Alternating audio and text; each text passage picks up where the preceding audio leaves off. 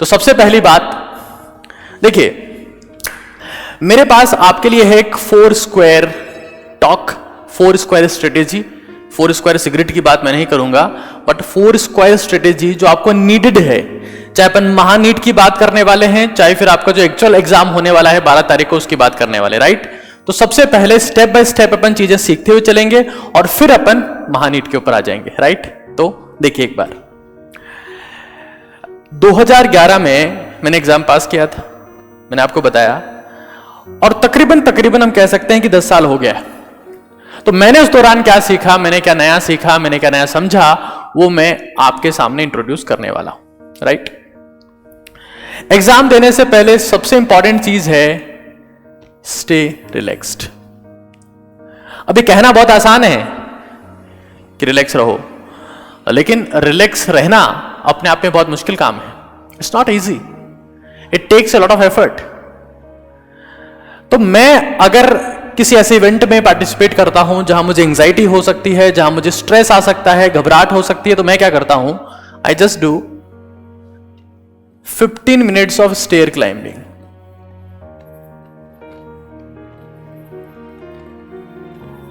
मैं सिर्फ 15 मिनट सीढ़ियां चढ़ता हूं, जिससे मुझे स्वेटिंग होती है, पसीना आता है, और इस पसीने में, उस स्वेटिंग में सारे नेगेटिव थॉट्स, सारी एंजाइटी, सारा स्ट्रेस सब खत्म हो जाता है।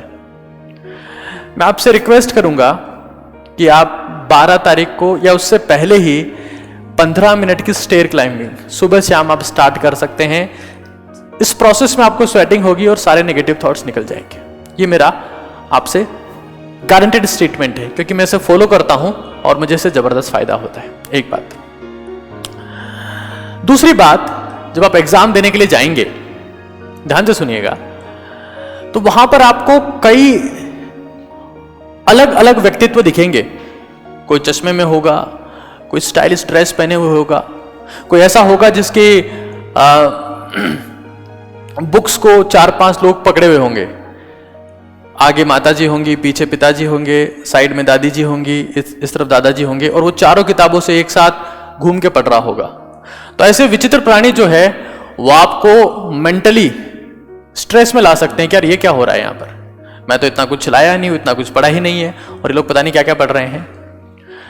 जब मैंने एग्जाम दिया था तो मैंने ऐसे कई लोग देखे थे, बट एट द एंड क्या होता है कि एग्जाम में सेलेक्ट वही होता है जो फोकस्ड होता है, शांत होता है, और एग्जाम सेंटर के बाहर दिखावा नहीं करता है।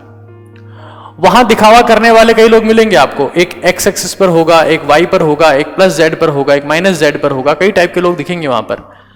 तो स्ट्रेस नहीं होना है, बिल्कुल स्ट्रेस नहीं होना है।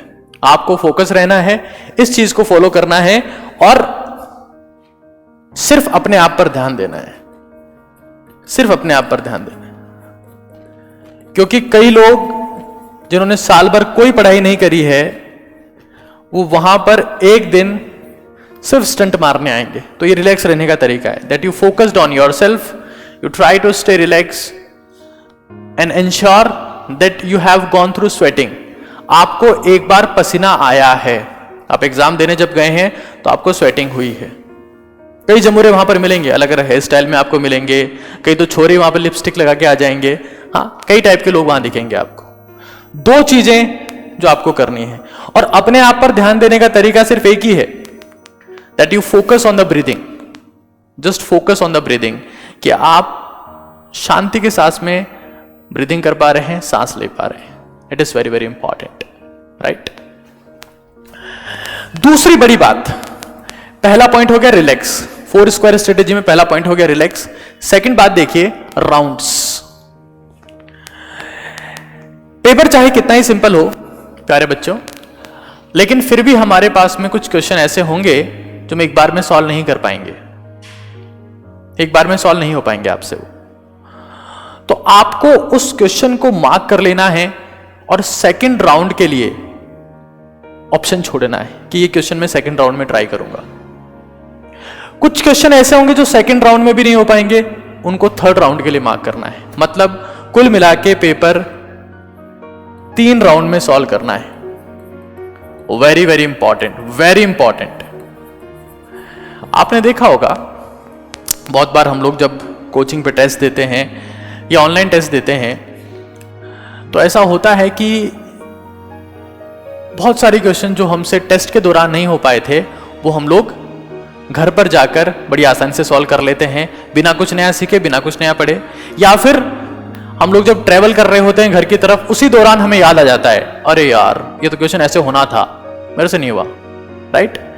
ऐसा क्यों हुआ? ऐसा इसलिए हुआ क्योंकि पेपर के दौरान आप कॉन्शियसली सोच रहे होते हैं। आपने देखा कि हमसे क्वेश्चन नहीं हुआ, तो वो क्वेश्चन आपके सबकॉन्शियस माइंड में चला गया। राइट? अब आपका सबकॉन्शियस माइंड उसके लिए सोच रहा है कि अच्छा हमारे मालिक से क्वेश्चन तो हुआ ही नहीं था, तो वो सोच रहा है। कॉन्शियसली आपने क्वेश्चन को देखना बंद कर दिया, लेकिन आपका सबकॉन्शियस माइंड सोच रहा है कि इस क्वेश्चन को ऐसे कर सकते हैं, कैसे कर सकते हैं, और मैंने पढ़ा तो था 6 महीने पहले। ये आपको नहीं पता है, आपका सबकॉन्शियस माइंड सोच रहा है।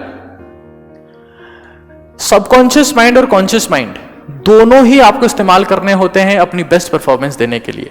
और सबकॉन्शियस माइंड टाइम मांगता है, conscious mind is reactive, subconscious mind is responsive, it's very responsive and it works when you solve the paper in rounds. याद रखिए, पेपर चाहे कितना ही सिंपल हो, एक ना एक क्वेश्चन ऐसा होगा जो आप नहीं कर पाएंगे, और हो सकता है 5-7 क्वेश्चन हो। अगले राउंड्स के लिए उनको छोड़ दीजिएगा, अपने सबकॉन्शियस माइंड को काम करने दीजिएगा, आप अमेजिंग परफॉर्मेंस दे पाएंगे।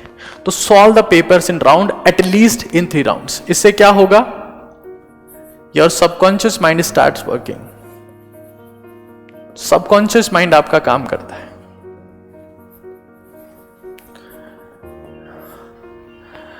मेरी सिर्फ एक ही इच्छा है, मैं आपको एक बड़ी इंटरेस्टिंग बात बताता हूं। वैसे तो आज बहुत इंपॉर्टेंट दिन है, 1 मिनट भी बहुत कीमती है।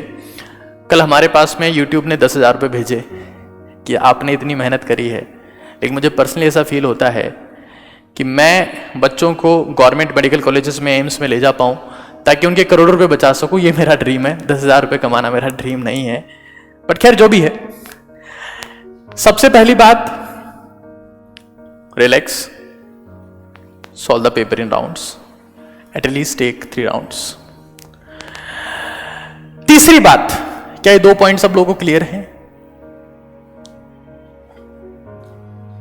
अगर आप इन 2 पॉइंट्स पर बिल्कुल क्रिस्टल क्लियर हैं तो अपन अब तीसरी बात के ऊपर जा सकते हैं। The third point is OMR sheet. The third point is OMR sheet. देखिए, आपने साल भर, ज्यादातर लोगों ने ऑनलाइन टेस्ट पेपर से दिए हैं, ऑफलाइन ज्यादा प्रैक्टिस नहीं करी है, OMR शीट भी नहीं भरी है। लेकिन एक बहुत इंटरेस्टिंग बात है, OMR शीट आप 3 तरीके से भर सकते हैं। या तो आप क्वेश्चन सॉल्व करते ही भर दें कि आपने कोई सा क्वेश्चन सॉल्व किया, आपने भर दिया, या फिर किसी एक सब्जेक्ट को फिनिश करने के बाद आप भरें, या फिर लास्ट में भरें। या तो आप क्वेश्चन को फिनिश करते ही भर दें, या किसी एक सब्जेक्ट को फिनिश करके भरें, या फिर लास्ट में भरें। आप में से आप लोग कौन सा तरीका यूज करते हैं, प्लीज मुझे बताएंगे एक बार।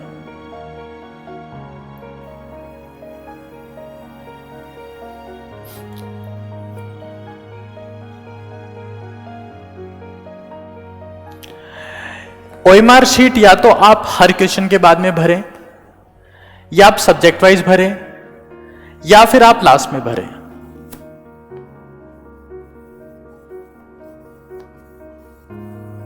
आप कौन सा मेथड यूज करते हैं? बस इसके बाद में 4 स्क्वायर स्ट्रेटेजी में एक और चीज है, और फिर हम लोग स्टार्ट कर देंगे अपना महानीट। Okay, first method. देखिए क्या है, इनमें से हर एक मेथड का एक ड्रॉबैक है, एक फायदा है। अगर आप OMR शीट को बिल्कुल क्वेश्चन के जस्ट बाद में फिल करते हैं कि आपने क्वेश्चन सॉल्व किया, फिल कर दिया, तो बहुत बार ऐसा होता है कि अगर उस क्वेश्चन में आपने सिली मिस्टेक की होती है तो रीटेक का चांस नहीं मिलेगा। ज्यादातर सिली मिस्टेक करने वाले बच्चे वही होते हैं जो OMR शीट को हर क्वेश्चन के बाद में फिल करते हैं। तो मेरी सबसे पहले आपसे हाथ जोड़कर विनती है कि हर एक क्वेश्चन के बाद में OMR शीट को फिल ना करें। सिली मिस्टेक्स या नेगेटिव मार्किंग करने वाले यही लोग होते हैं। ये एक क्राइटेरिया था। दूसरा यह है कि क्या आप लास्ट में भर दें, लास्ट में फिल कर दें।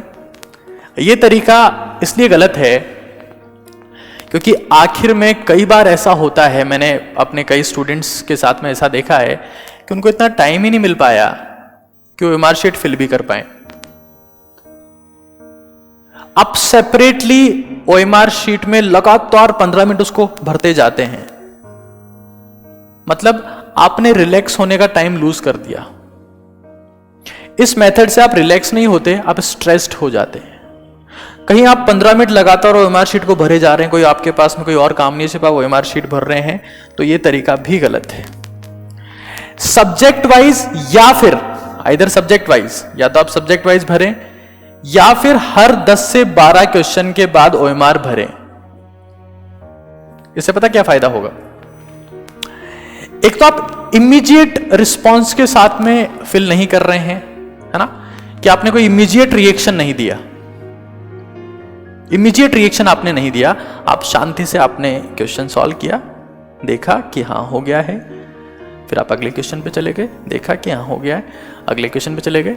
ऐसे आपने 10 से 12 क्वेश्चन सॉल्व कर लिए, या कोई एक सब्जेक्ट आपने सॉल्व कर लिया, और फिर आप शांति से OMR शीट भरना चालू हो गए। इससे फायदा क्या होगा?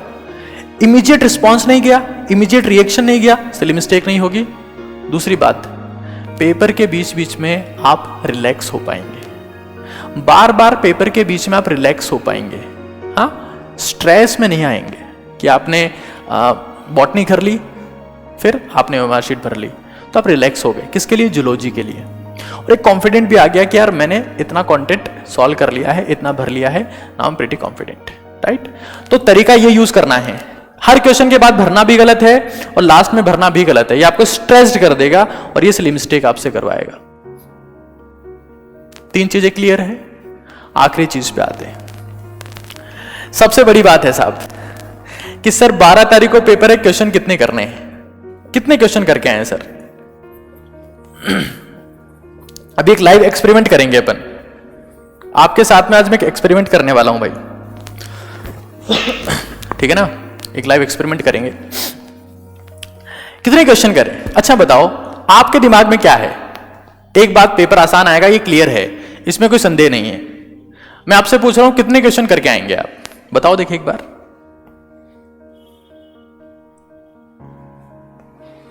टू 200 क्वेश्चन तो कर नहीं सकते हैं, कर तो 180 सकते हैं। Paper will be very easy. देखिए, it must be crystal clear कि आप 180 आउट ऑफ 180 क्वेश्चन अटेम्प्ट कर दें। अब 180 आउट ऑफ 180 करने का एक कतई मतलब नहीं है कि आपको एक क्वेश्चन का जिसका बिल्कुल आइडिया नहीं था उसको ही भर दिया। 180 आउट ऑफ 180 करने का मतलब यह है कि आपने 175 से ज्यादा क्वेश्चन किए हैं। क्यों? क्योंकि नेगेटिव मार्किंग 1/4 है, और 1/4 नेगेटिव मार्किंग में आप चाहकर भी नेगेटिव नहीं आ सकते। 1/4 नेगेटिव मार्किंग में आप चाहकर भी नेगेटिव नहीं आ सकते। इसको अपन एक्सपेरिमेंट से जस्टिफाई कर सकते हैं, है ना?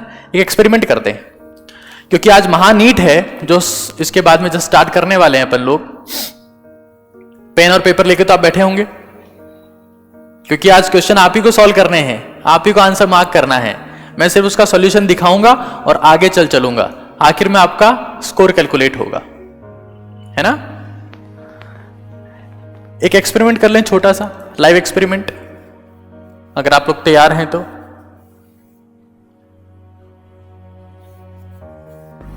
एक छोटा सा एक्सपेरिमेंट कर लेते हैं ना।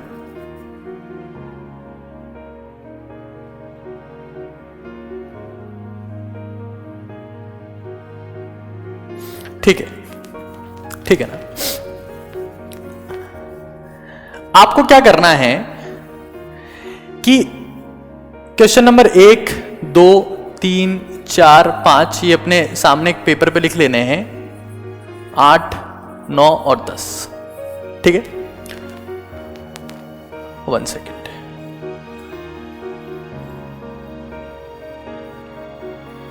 8, 9 और 10। अब हर एक क्वेश्चन के सामने अपना रैंडम आंसर लिख लो, फिर मैं अपनी आंसर की से आपको आंसर बताऊंगा। ठीक है ना? ये क्वेश्चन आपने लिख लिए 1 2 3 4 5 6 7 8 9 10। अब मैं आपको मेरे आंसर बताऊंगा कि भाई मेरी आंसर की क्या है, फिर चेक करते हैं कि आपका स्कोर कितना आया। राइट? ओके। और फिर अपन महानीट, जो आज का गजब का दिन, एक बेहतरीन दिन, जोशीला दिन, जिस दिन आप बहुत कुछ सीखने वाले हैं हमारी टीम की तरफ से। अभी मेरा टाइम चल रहा है, फिर कोई दूसरा टीचर आएगा बायोलॉजी के लिए, फिर फिजिक्स के लिए एंड सो ऑन। राइट? ये 10 क्वेश्चन अपने आंसर लिख लिए आपने। इन 10 क्वेश्चन के सामने अपने आंसर लिख लीजिए, फिर मैं आपको अपने आंसर बताऊंगा कि ठीक है ना? ओके। अपना स्कोर भी ड्रॉप करना एक बार कि आपका कितना स्कोर ड्रॉप आया मेरी आंसर के हिसाब से। जस्टिफाई हो जाएगा कि 1/4 नेगेटिव मार्किंग में नुकसान नहीं होता है। मैं आंसर लिख रहा हूं। फर्स्ट का ए, सेकंड का सी, थर्ड का बी, फोर्थ का ए, फिफ्थ का डी, सिक्स्थ का सी, सेवंथ का ए, एट्थ का ए, नाइन्थ का बी, 10th का सी। अगर चेक कर लो आप कि आपने अगर रेंडमली तुक्के भी लगाए तो आप 0 से नीचे तो नहीं जाएंगे भाई, ना फायदा ना नुकसान वाली स्थिति आएगी।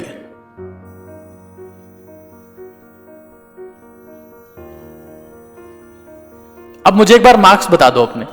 अब ना हमें क्वेश्चन पता था ना ऑप्शन पता था, हमने सिर्फ तुक्का लगाया। हाँ, 10 क्वेश्चन थे और हमने सिर्फ तुक्का लगाया। क्या कोई ऐसा है जो नेगेटिव में गया?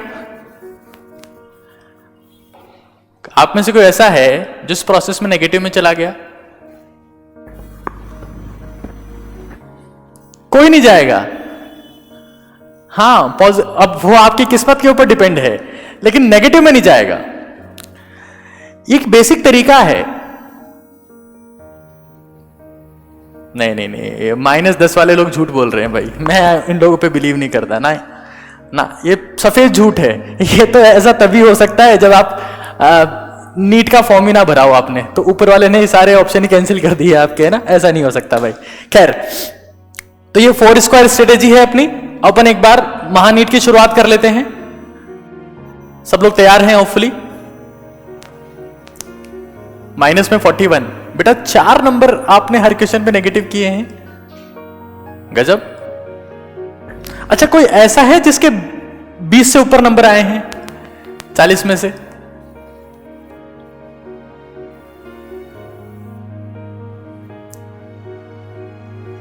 चलिए,